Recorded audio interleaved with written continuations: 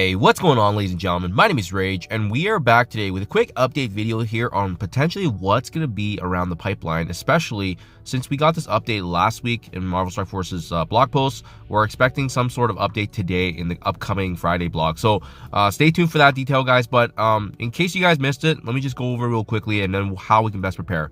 So this update was called Extra Sweet Candy Store Updates. It was a bit of a tall order to send a king-size crumpet to every single commander. So in the spirit of the spooky season, be sure to keep an eye on the candy store as we tee up some sweet new additions coming to you very soon. And then you do see the Great Britain flag in addition to T, obviously nodding to the message there.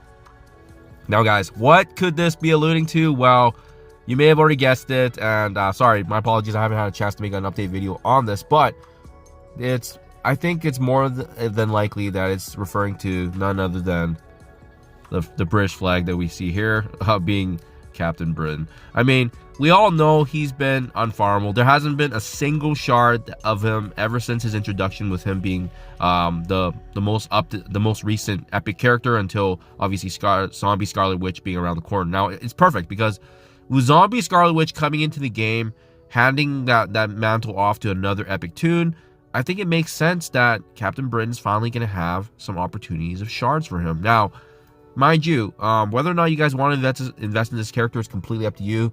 I already built up my Illuminati that I think I'm going to be utilizing for the legendary nodes for the next legendary, obviously. But I think this is going to be able to get by because it's going to be a combination of this team and Annihilators. And to be honest, I don't know if Captain Britain is going to be together. I don't know if it's going to be enough unless they've designed the nodes around him. But they already confirmed before that the legendary will not be based on Captain Britain's unlock. But for those of you that are interested, you can start preparing here, right? Thankfully, you know, I've already completed both the past 2 web milestones, and I still have 200,000 candies hoarded. How have I been doing this? Well, every time there's been a update to the store, I go ahead and I just purchase the candy for 600k gold. I think it's just great. It's worth it. You can also build up other awakened materials along the way. Oath Diamond Orb fragments if you guys are interested in that. Crimson gear along the way. So even stuff like this, right? The Crimson Ballistic Weave, 5 pieces for 25,000. Solid value, right? But I want to caution you guys because make sure you guys are only spending about 400,000 now to hit the web milestone, because we don't know yet what that's going to look like for Captain Britain. I'm going to assume that because of how exclusive he is, he's going to be either double or triple the cost of the other characters that we see. So right now, for example, it costs 20,000 candies for 10 pieces of Guardian. Well, it's probably going to be like, you know, 20,000 candies for 5 shards of Captain Britain, or maybe even like only a couple shards. Who knows?